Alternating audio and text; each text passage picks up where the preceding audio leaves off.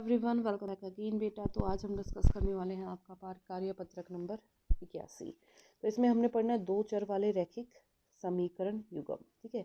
अब दो चर वाले मानक रूप क्या होता है इनका, a1x plus b1y plus c1 is equal to 0। और दूसरी इक्वेशन में क्या लिखेंगे, a2x plus b2y plus c2 is equal to 0। तो ये होती हैं आपकी प्रतिच्छेदी रेखाएं जो किसी पॉइंट पे मिल रही हैं और जिनका जो प्रतिच्छेद करती हैं एक ही पॉइंट पे, तो उनका हल भी एक ही होगा। और ऐसी रेखा को क्या बोलते हैं, संगत। और इनके लिए स्थिति क्या होती है, a1/a2 is not equal to b1/b2। ये कंडीशन जरूरी है।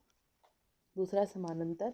समानांतर रेखाएं वो होती हैं जो किसी पॉइंट पे नहीं मिलती। जब वो मिलेंगी ही नहीं तो उनका सॉल्यूशन भी यानी कि हल भी कुछ नहीं निकलेगा। और ऐसी रेखाओं का हल क्या होता है, असंगत।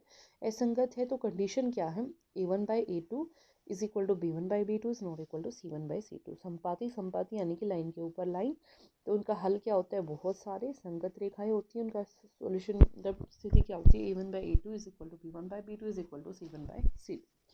इनको तीन तरीके से हम सोल्व कर सकते हैं। पहला है ग्राफीय, जो आप ग्राफ पे बनाते हो। ठीक है, पहला आपके पास क्या है, ग्राफीय, जो आप ग्राफ पे रिप्रेजेंट करके लाइनें बनाते हो और उससे क्या करते हो, सॉल्यूशन निकालते हो। दूसरा है प्रतिस्थापन। प्रतिस्थापन का मतलब क्या है, दो इक्वेशन अगर आपको गिवन है तो एक इक्वेशन में से वैल्यू निकाल के दूसरी में पुट करना। जैसे मैंने यहाँ से वैल्यू निकाली x is equal to -y और x की जगह पे -y इस वाले इक्वेशन में पुट कर दिया। ठीक है। दूसरा है विलोपन। विलोपन का मतलब एक पॉइंट को खत्म करना। जैसे वही इक्वेशन थी x plus y is equal to 0 and 2x plus 3y is equal to 0। सबसे पहला काम क्या है, इनके जो गुणांक है उनको बराबर करना। यहाँ पे एक है, यहाँ पे दो, तो इसको पूरी इक्वेशन को 2 से गुना करूंगी, इसको 1 से। तो क्या बन जाएगा, 2x जमा 2y बराबर है 0। 2x जमा 3y बराबर है 0। जैसे ही कोफिशिएंट गुणांक बराबर हो जाएंगे क्या कर दूंगी, इक्वेशन को घटा दूंगी। ठीक है, तो यहाँ से एक ही बच जाएगा और आपका क्वेश्चन भी सॉल्व हो जाएगा। इसको बोलते हैं विलोपन। अगला देखो इसने क्या बोला। अगर अगले की मैं बात करूँ तो पहला क्वेश्चन आपका क्या कह रहा है, यदि x बराबर है 3m जमा 1 और y बराबर है 4 के, तो समीकरण 2x जमा y बराबर है 3 के हल का हल है तो m का मान निकालो। ये आपको दिया हुआ है, इसमें मान निकालना है m का। तो x की जगह पे क्या पुट कर दूँ, 3m प्लस 1। तो क्या बन जाएगा, 2 3m जमा 1।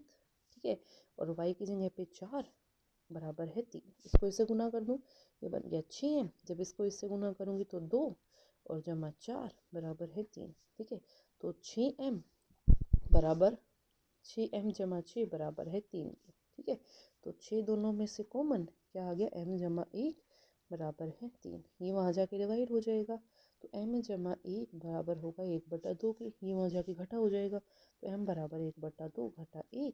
जब इसका एलसीएम लोगे तो यहाँ से देखो 2 एकम 2, तो कितना आ गया, -1/2। ठीक है, तो ये था आपका क्वेश्चन नंबर फर्स्ट। अब आते हैं अपना क्वेश्चन नंबर सेकंड पे। तो क्वेश्चन नंबर 2 आपका क्या कह रहा है, के किस मान के लिए रैखिक समीकरण युग्म का कोई हल नहीं है। कोई हल नहीं है के लिए आपने क्या कंडीशन निकाली थी, देखो। अगर ये आपके पास क्या है, इक्वेशंस गिवन है और इन इक्वेशंस के लिए बोला गया कोई हल नहीं है। और कोई हल नहीं है की वाली कंडीशन क्या थी, a1/a2 is equal to b1/b2 but not equal to c1/c2। ठीक है, तो यहाँ से देखो इसका जो गुणांक है वो 1 है, तो a1 की वैल्यू 1 हो गई। ठीक है, और यहाँ से a2 की वैल्यू कितनी हो गई, k। a2 की वैल्यू कितनी हो गई, k। वो बराबर होगा किसके, यहाँ से 2 और यहाँ से 4। ठीक है, यहीं से सॉल्व कर लेते हैं, 2 एकम 2, 2 दूनी 4। ठीक है, जब इसको क्रॉस मल्टीप्लाई करूँगी तो k की वैल्यू कितनी हो गई, 2। ठीक है, तो यहाँ से आंसर कितना आ गया आपका, 2। क्लियर। तो ये था आपका क्वेश्चन नंबर 2। क्वेश्चन नंबर 3 आपका क्या कह रहा है कि ये रेखाएं किसको दर्शाती। ठीक है, तो देखते हैं किसको दर्शाती हैं। देखो बेटा, आपके पास ये समीकरण है और ये समीकरण क्या कौन सी रेखाएं दर्शाती हैं।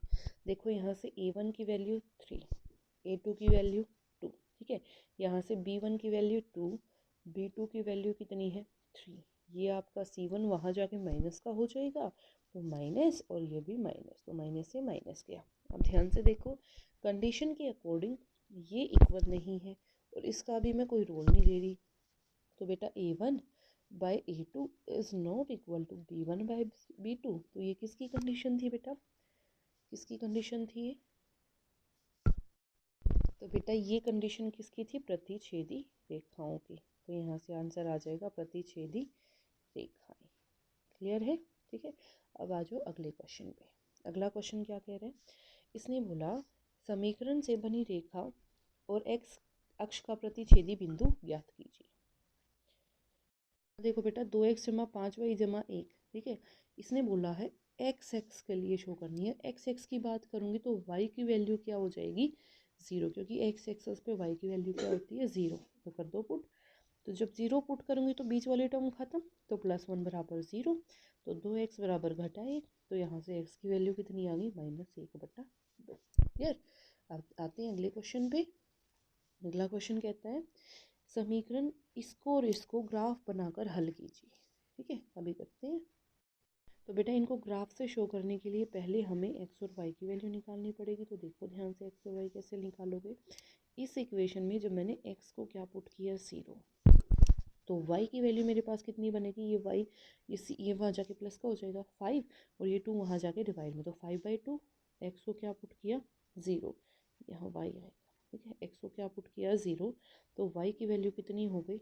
2.5। ठीक है, जब y को 0 पुट किया तो x की वैल्यू कितनी हो गई? 1.6। ठीक है, ये तो हो गई पहली इक्वेशन के लिए। अब दूसरी इक्वेशन के लिए भी निकाल लेते हैं। जब मैंने x को 0 पुट किया, ठीक है, तो y की वैल्यू हो गई -5। जब मैंने y को 0 पुट किया, चलो y को 0 नहीं पुट करके अगर मैं x को क्या पुट करूँ? 1। ठीक है, तो यहाँ से मेरे पास वैल्यू कितनी हो गई? -14। क्लियर?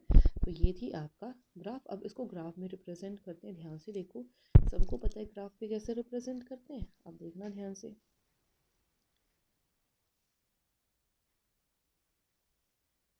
अगर मैं ये लाइन लूँ, ये आपका एक्स एक्सिस, ये एक्स डैश, ये वाई, ये वाई डैश। ठीक है, तो दो दो का गैप लूँ, ये आ जाएगा 2, 4, 6, 8, -2, -4, -6, -8।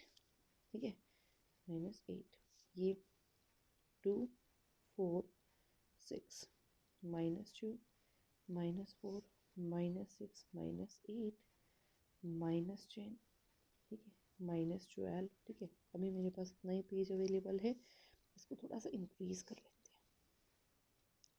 तो यहाँ पे जो वैल्यू है अगली, वो है -14। ठीक है, अब देखो ग्राफ के अकॉर्डिंग उसने क्या बोला। अगर मैं यहाँ पे वैल्यू निकालूँ तो x की वैल्यू 0, y की वैल्यू -5। तो यहाँ x की वैल्यू 0 और y की वैल्यू कितनी है? -5। ठीक है, तो -5 -6 के आसपास यहाँ पे आएगा। ठीक है, तो ये वाली पॉइंट होगी। दूसरा, x की वैल्यू 1 यहाँ पे होगी अप्रोक्स, और y की वैल्यू -14। ठीक है, तो यहाँ पे वैल्यू होगी ये। ठीक है, इससे इसको क्या कर दिया? जॉइन। तो ये वाली इक्वेशन होगी पहली। दूसरी इक्वेशन पे आ जाओ। ठीक है, अब आ जाओ दूसरी इक्वेशन पे। दूसरी इक्वेशन पे क्या बोला गया है? x की वैल्यू 0, y की वैल्यू 2.5। ठीक है, x की वैल्यू 0 और y की वैल्यू कितनी है? 2.5। तो देखो यहाँ पे ध्यान से, 2.5 कुछ कुछ यहाँ पे आएगी, सॉरी y की वैल्यू 2.5 है तो यहाँ पे। ठीक है, दूसरी बात, अब x की वैल्यू है 1.67, तो मान लो यहाँ पे बन गई। ठीक है, तो बेटा ये था आपका क्वेश्चन नंबर ये। ठीक है, अब आ जाओ अगले क्वेश्चन। अगला क्वेश्चन आपका क्या कह रहा है? x और y की वैल्यू निकालिए। तो यहाँ पे देखो बेटा, क्रॉस मल्टीप्लाई करेंगे तो x + y = 2xy। तो यहाँ बना x - y = 6xy। दोनों को सोल्व करूँगी तो यहाँ आ गया x - y = 6xy। तो जब मैंने इसको कैंसिल किया तो मेरे पास बना 2x = 8xy। क्लियर? तो x से x 2, 4, तो y की वैल्यू यहाँ से कितनी बन गई? 1/4। ठीक है, किसी एक इक्वेशन में उठा के पुट की तो यहाँ से बना x + 1/4 = यहाँ देखो, और 2 से 1/4 कैंसिल होके 1/2 बच जाएगा, तो 1/2 ऑफ x। ये x वहाँ जाके माइनस हो जाएगा, तो 1/4 जब उसको माइनस करूँगी तो यहाँ से बना -1/2x। ठीक है, ये यहाँ मल्टीप्लाई में वहाँ जाके डिवाइड में हो जाएगा, तो x की वैल्यू कितनी आ जाएगी यहाँ पे उल्टी होके, तो क्या आ गया -1/2 इज़ योर आंसर। क्लियर। तो बेटा ये थी आपकी worksheet number 81। I hope it is clear to everyone, and if you like it then please share and subscribe. Thank you so much.